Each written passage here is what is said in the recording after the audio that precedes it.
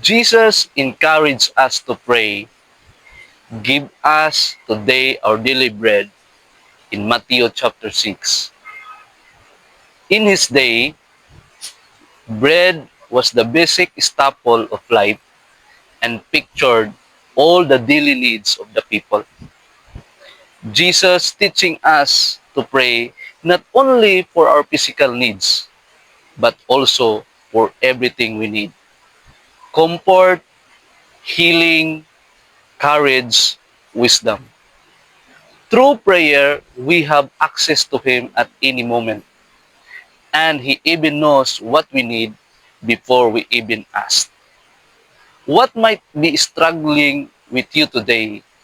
The Lord is near to all who call on Him.